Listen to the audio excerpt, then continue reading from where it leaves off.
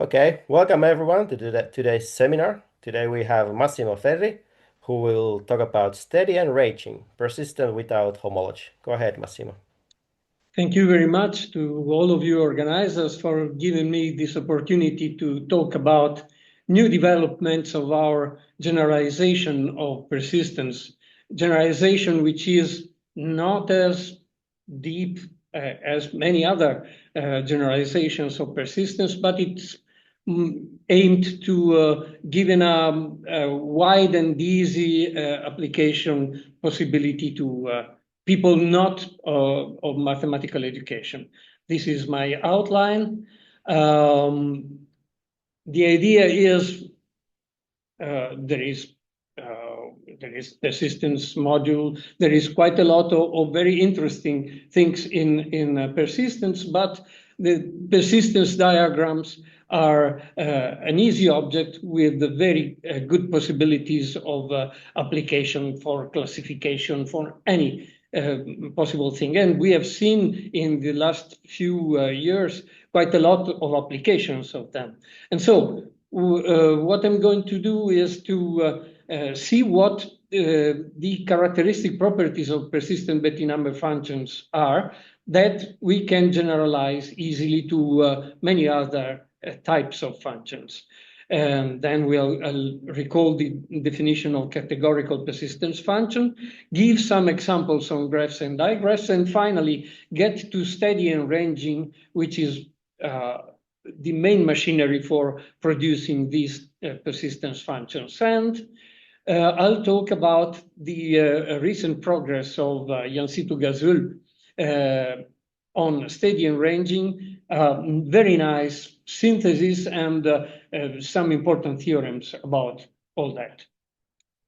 Okay, this is chronologically the people who worked in this generalization up to Yancito Gazul, who's not of our team. And that's a good thing because a viewpoint out of the original team worked wonderfully with new ideas, new viewpoints. Okay, so persistent homology. We know that there is a very simple paradigm. You associate persistence diagrams, then you can condense information, make vectors, use other simpler invariants of them, measure distances, and classify the diagrams themselves, and so on. And so you can have, for instance, these two references. Okay, and the idea is generally this. You have your data, you organize your data in the form of a pair, X and F, where X is generally a simplicial complex or a topological space. Have goes from X to R. There are generalizations not with R as a range with R and as a range with a circle as a range and so on and so forth. But let's stick to the simplest situation, X and R, okay? Generally also, most of the times, F is just what you get out of Vittorius-Rip's construction of simplicial complexes, okay? But there are many other possibilities as filtering functions. Okay, so once you have a filtration in sub-level sets of F, then you can compute persistent Betti number functions, which are here depicted for M and for W with F, which is the ordinate in this case. And out of these graphs of these functions, you can get a simpler fingerprint of all of this, which is persistence diagram or barcode. Okay. Very many times in applications, the data occur as a weighted graph. Okay, as a weighted graph, as a simplicial complex, there is not much which can be said. Here you have this weighted graph. I'll use also later in the talk. And if you just look at it as a weighted simplicial complex, there is not much to be said. Here is the zeroth persistent Betti number function. Here is the even less meaningful 1 degree persistent Betti number functions, okay? And so in applications, we have seen that some researchers use different ways of building simplicial complexes. The complex of cliques, complex of neighborhoods, clique communities, and other. Okay, but still, as far as I've seen, the idea is build a complex, a weighted complex, filter it, and then do persistent homology, okay? But if I just want to get persistence diagrams, do I really need that particular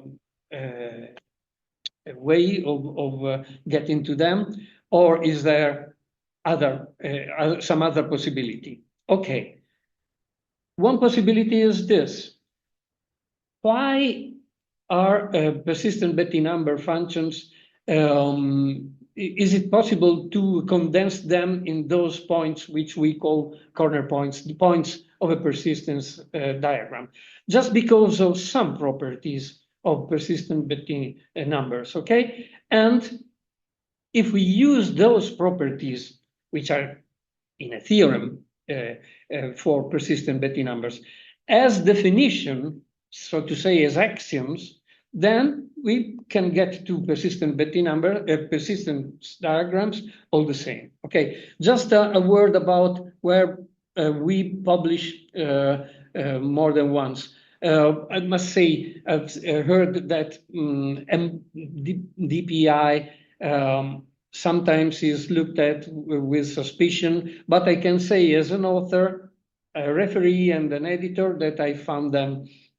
really serious and professional. So I don't think they are absolutely predatory, as I sometimes heard.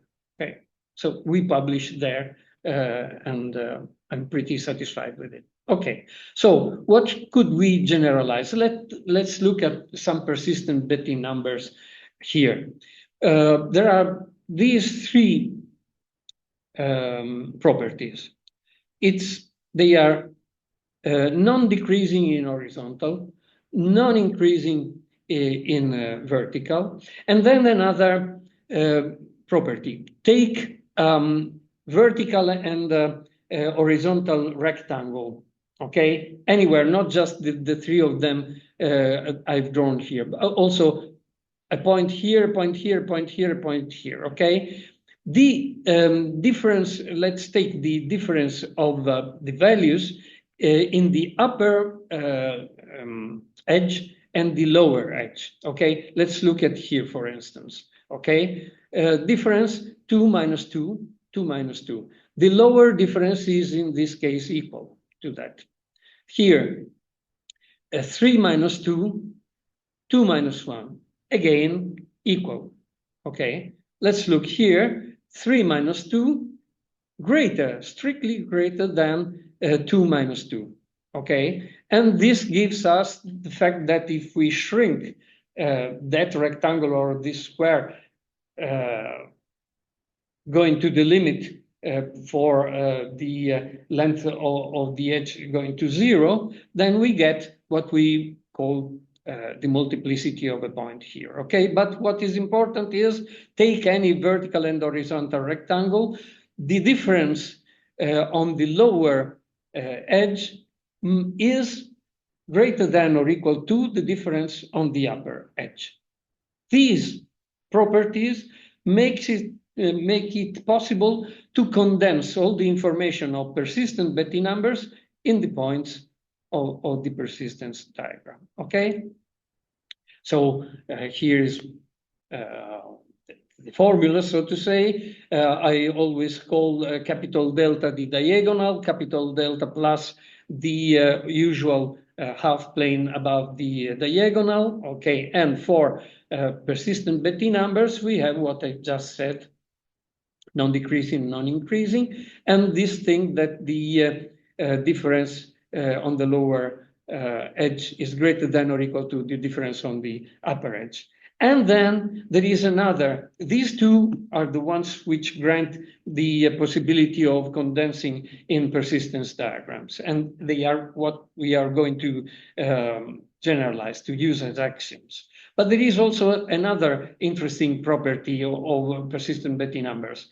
Given a homeomorphism from x to x prime, where x prime is also with a filtering function f prime, if a homeomorphism exists such that the supremum for small x in capital X, all the absolute value of this difference is less than a given positive h, then for all possible points in capital delta plus, this inequality holds, which means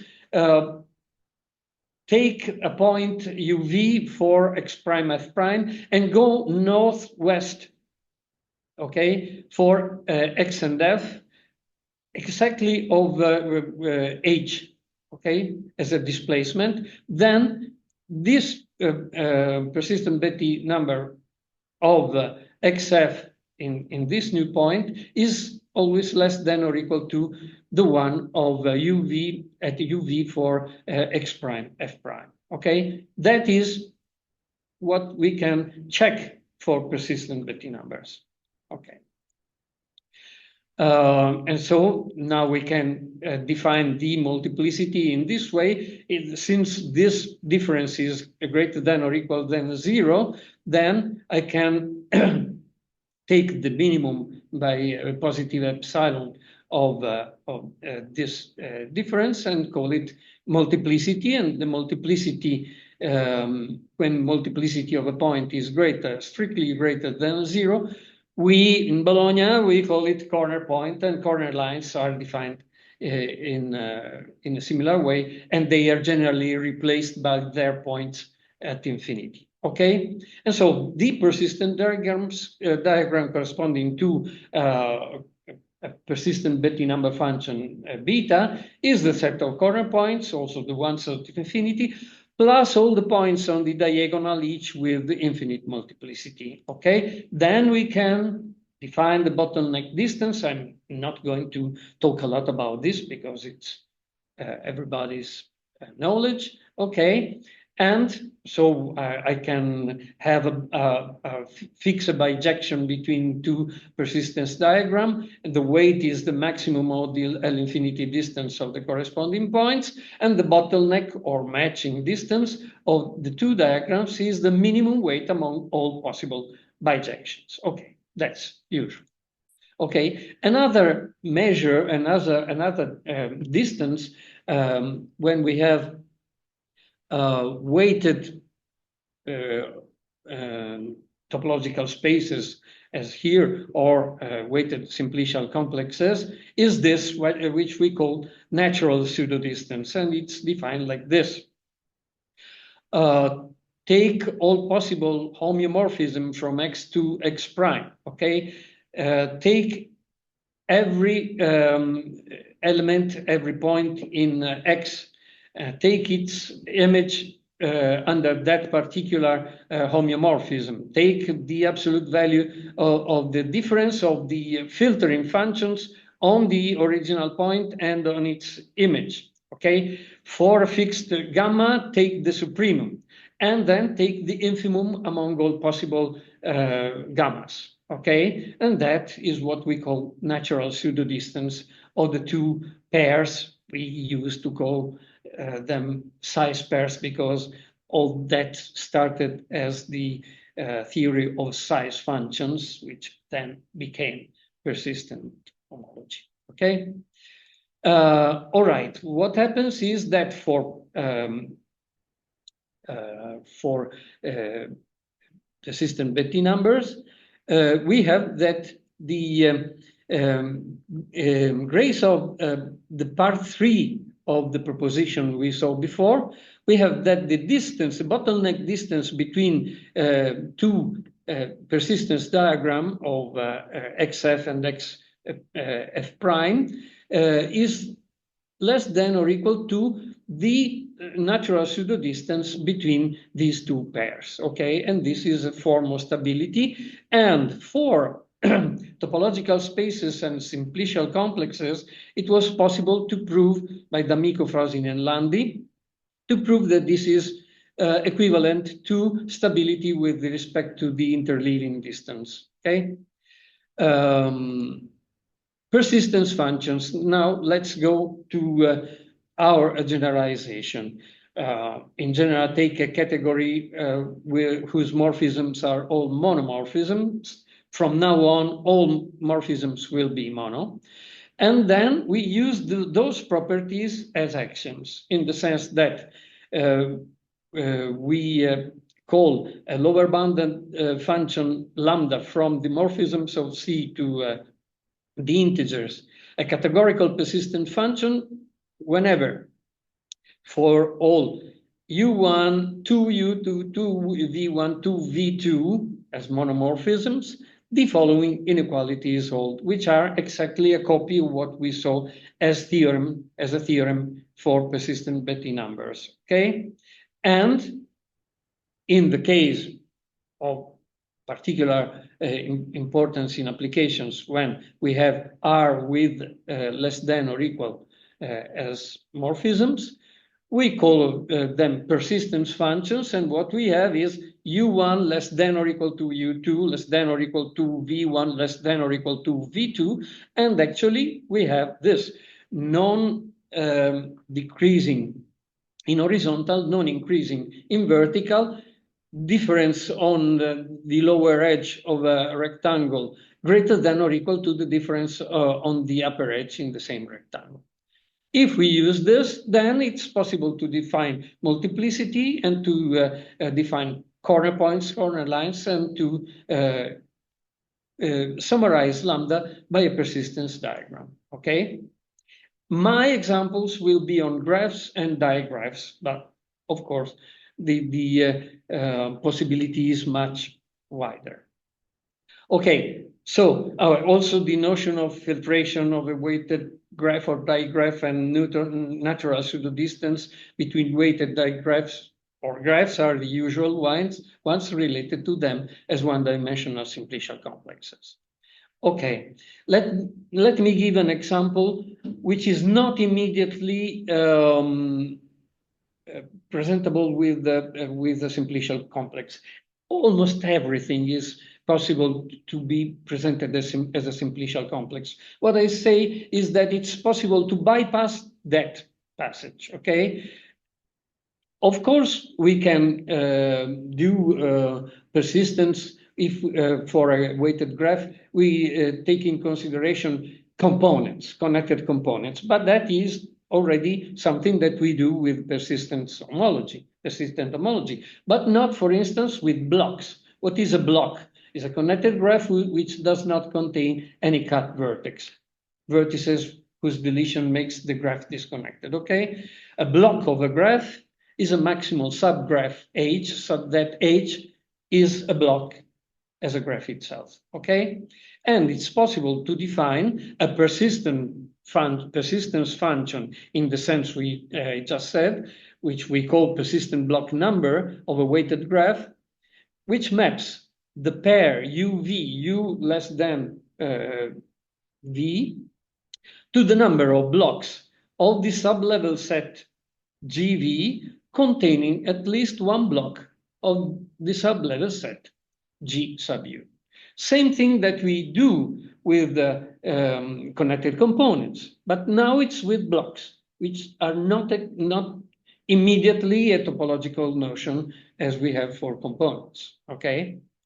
And Massimo, yeah, can I just clarify? So a cut vertex is a vertex that if you remove it, your graph is disconnected into two components. Exactly. Right. For instance, if you look here, can you see my cursor? This one of this particular subgraph is a cut vertex. This is a cut vertex. So we have, in this case, 3 blocks, okay? Yes, yes.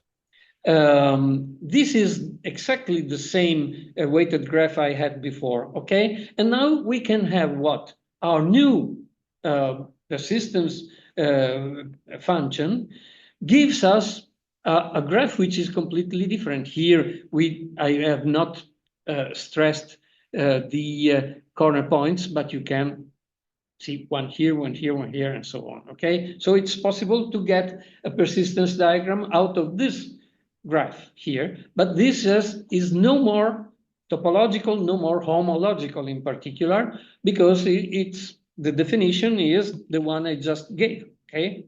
This one. And here is the filtration. Each time, at each step, you can see the blocks and you can count and you get this. Okay, it's possible to do something like that also for digraphs. I think that Henry could be particularly interested in digraphs. Okay, and we know that there is a notion of strong connectedness for a graph, for a digraph.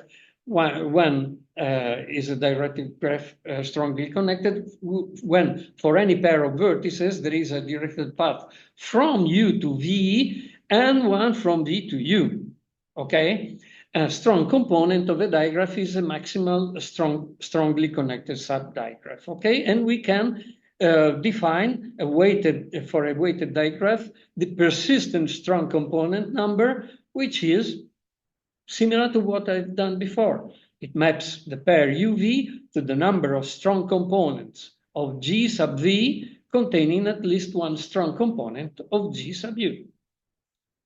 Let's take the same graph. Now I'll put orientation on the edges, making them arcs.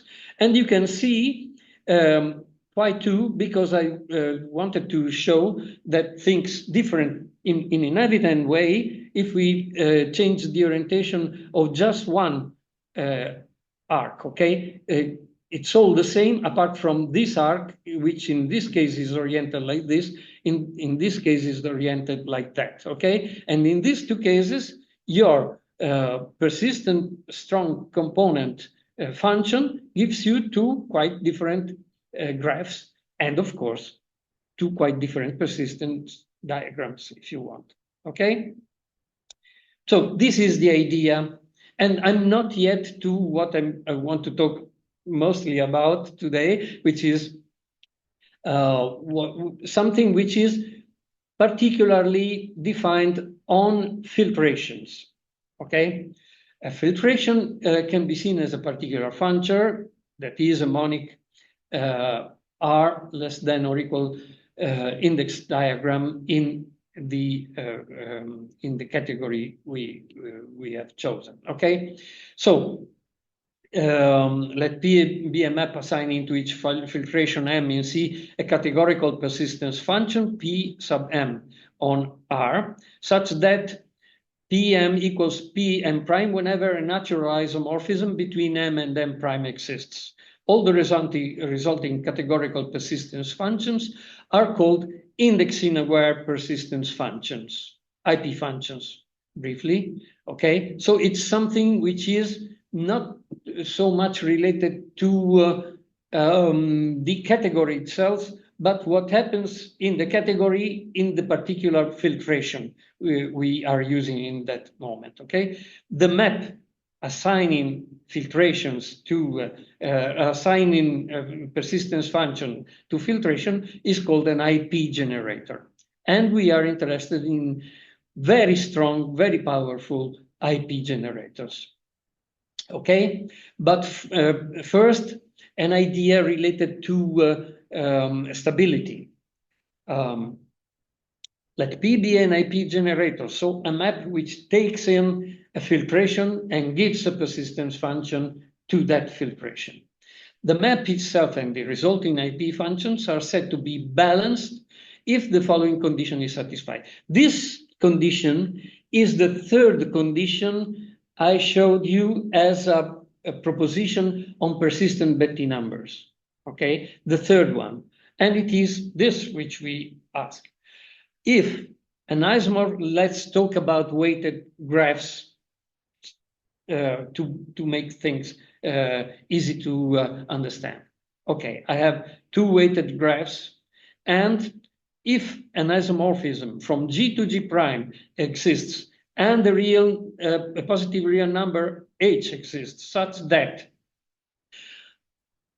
take every edge of G, take its image under that isomorphism psi, the value of f on E and the value of f prime on the image of E in absolute value are all less than or equal to H, the supremum of them is less than or equal to H. This is the condition that for all uv in the half-plane delta plus, the inequality we have seen valid for a persistent Betti numbers holds. Meaning, take the point uv, go northwest by h, okay, in horizontal and in vertical, and take p of gf of this new point that must be less than or equal to p of g prime f prime in the point uv. If this happens, okay, then we say that p is balanced. And theorem, if we have a balanced IP generator, then we have that the bottleneck distance between the two persistence diagrams is less than or equal to the natural pseudo distance between the two weighted graphs. Okay, and okay, so stability in this sense. Steady and ranging, finally, to the title of the talk. Okay. And now I give a definition of feature, which will be changed a bit later. But for graphs, it's easy to give it like this. You have a graph or a digraph for any function defined on the set of subsets of vertices union edges going to true and false. Any such function is called a feature, okay? And we call f set any x subset of VU the union E such that f of x is true, okay? Given a weighted graph GF and a real number U, we say that x is an f set at level W if it is an f set of the subdigraph G sub W, okay? And now, a set X is a steady F set at UV if it is an F set at all levels between U and V. Steady in the whole interval from U to V, it is an F set. Instead, it is a ranging F set if there exists a W less than or equal to U and the W prime greater than or equal to V, at which it is an F set. So it might be before an F set, stop to be an F set in the middle, and be an F set again later on. Then we say that it's a ranging F set at UV. Okay, S of UV, the set of F sets at UV, are the set of F sets, ranging F sets at UV. Okay. And now we have these two functions, sigma and rho. Sigma is a function which assigns to UV the number cardinality of the set of steady F sets at UV. Ranging, same thing for the set of ranging sets at UV. Okay, sigma F, rho F are the maps assigning these functions, this persistence function to GF. And proposition, they are IP generators, okay? All this is words. Let me give you an example. Eulerian in this sense. Our feature is that a certain set yields true if and only if it is a set of vertices whose induced subgraph. What is the induced subgraph of a certain set of vertices in a graph? I take those vertices and all the edges of G joining pairs of vertices in that set. Okay, this is the meaning of induced subgraph. So a set of vertices whose induced subgraph of G is non-empty, Eulerian, and maximal with respect to these properties. Okay, in this case, we say that A is a EU set of G. Let's look at this example. Okay, if I take just one, I have just this edge. No Eulerian. Nothing, nothing, nothing, nothing. As soon as I complete the outer hexagon, when I get to 6, I have an hexagon, and this hexagon is Eulerian and maximal with this property. And so we get 1, okay? But as soon as I put this edge weighted 7, the same set is no more Eulerian because it has 2 vertices without degree. Okay, which that is, I think everybody knows the necessary and sufficient condition for being Eulerian, that all vertices have even degree. Okay, so as soon as I put this edge, the set of all vertices is no more inducing a Eulerian subgraph, but this particular set here of these 3 vertices and this set of 4 vertices is Eulerian in this case, in this sense. Non-empty, Eulerian, and maximal with respect to these properties. And so I get 2, and so on and so forth. But be careful. When we complete all the graph, so getting up to 9, the same vertex set as before, meaning the set of all 6 vertices, is again inducing a Eulerian graph because now all the vertices have even degree, and so the same set is Eulerian here, no more here, and is Eulerian here later. This is what makes this the graph of the function sigma steady. But this is the graph of the function ranging, because I have a certain set of vertices which starts here to be in that condition, stops later, okay, but then is Eulerian again, and so I have this difference between the 2 functions, okay? Is this IP generator balanced? No, and it's possible to see it for the steady generator with this example. Here I have a difference of 1 between these 2 edges, and it's possible to look at here to see that the requested inequality is violated. Same thing with the different example for ranging. Again, here I have a difference of just 1 in the weights. And again, here, if I go to this part here, I can find that the inequality here we should have less than or equal to is violated, and so it's not balanced. Is that the case? No, and it's what Yancey-to Gasul proved. And so when do sigma and rho coincide? When are they stable?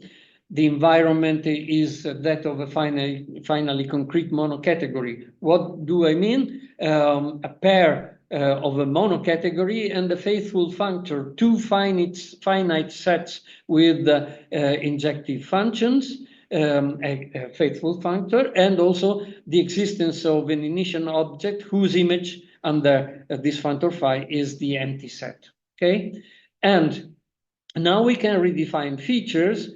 A feature is a set F of pairs this time, A and X, where X is an object of the category and A is a subset of the phi image of that object, such that if F from X to X prime is an isomorphism in the category, then AX belongs to F if and only phi of FA X prime belongs to F.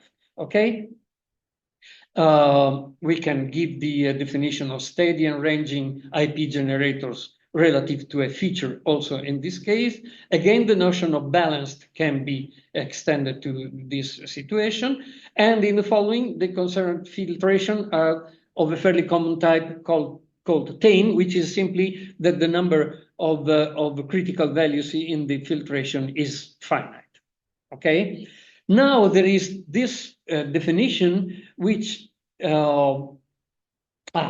it's wonderful because in previous papers we Mattia Bergomi and our other collaborators, we had the notion of monotone feature, the notion of simple feature, all inducing stability. But now Gazul has introduced this much simpler definition, which is not defined on filtration, but in the category itself, which takes place of all them and simplifies everything. A feature F is said to be convex if AX belongs to F, and iota after iota prime of AX belongs to F implies that iota of AX belongs to F. It looks, may look a bit strange, but it's very powerful, okay, when iota and iota prime are composable. With this notion of convexity, we have this wonderful theorem. These properties are equivalent. F is convex. Steady and ranging coincide. Steady and ranging are balanced. Okay, and what about the interleaving distance and the stability with respect to that? Okay, Gazul needed a further condition on the category that he called the triangle condition. I'm not going to repeat what it is. You can look at the preprint.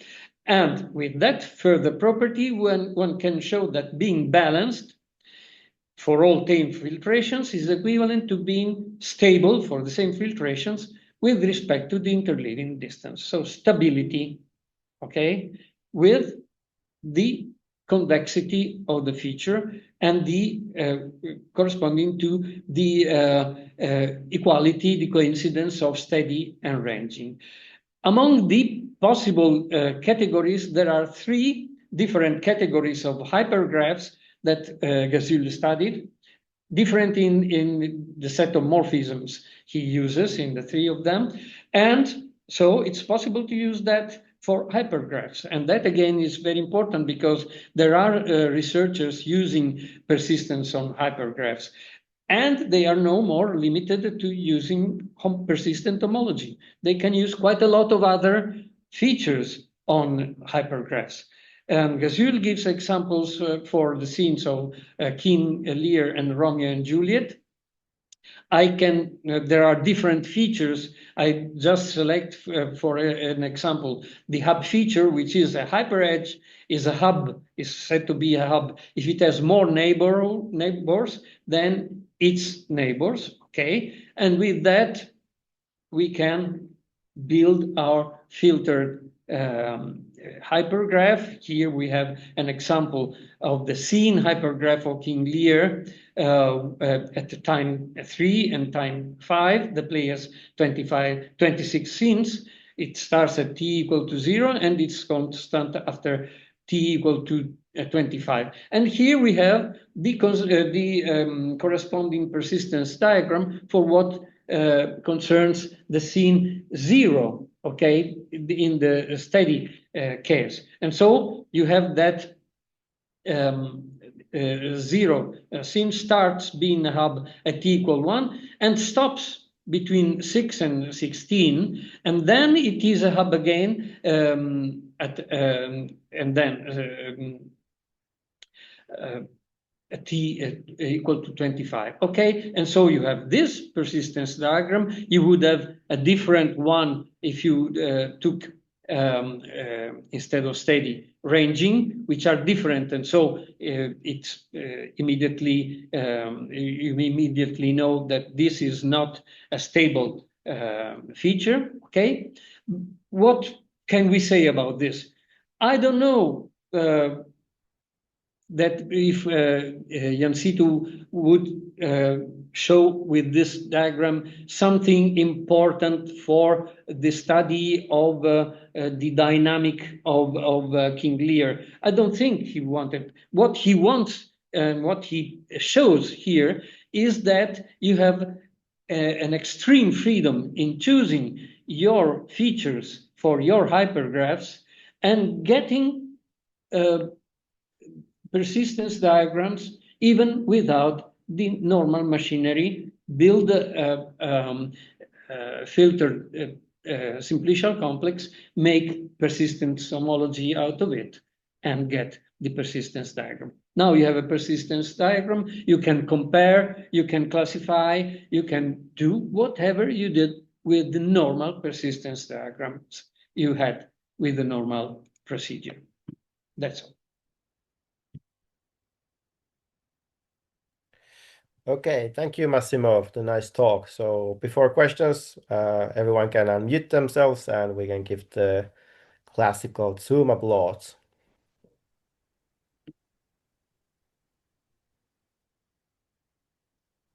All right, do we have any questions for Massimo?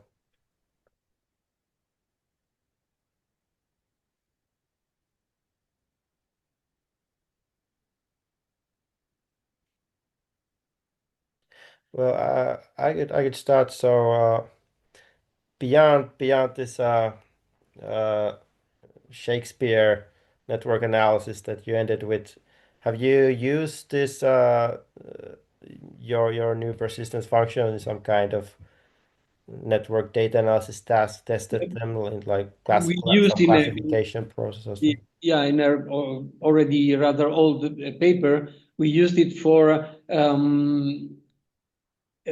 airports in Northern America. So we consider the biggest international airports of the US and a couple in Canada. And we had the different features for that network. And so we had we were looking for hubs in a different sense than the usual one. If you look normally in a graph, a hub is just defined as a vertex with a degree greater than its neighbors. Okay, and it's possible to see that it's not always. Sometimes, for in some situations, for some airports, actually the two things coincide. Our way of defining a hub as a airport which gives us a point in the persistence diagram far from the diagonal, okay, and the usual one. But sometimes you get some points, some airports which are stressed by this analysis, which are not hubs in the classical sense. Okay. For instance, I remember Atlanta being stressed as a hub. New York, not for New York, I took together all the international airports of New York City put together. Okay, but it was not as stressed as any other. It was closer to the diagonal than other airports, so to say. So you know that generally what is close to the diagonal might be noise, what is far should be signal, okay? And that was a way to distinguish things. And also we had an analysis of languages out of following a research on classical persistence on languages, Indo-European languages and Congo languages. We did something similar with a different idea, of course, of persistence with our technique, and some languages were stressed by this, again, by giving us points of the persistence diagram far from the diagonal. Okay, that you can find that in the references I gave along. Okay. Okay. Yeah. In this case in particular, we had the languages and the airports. Okay. Okay. Okay.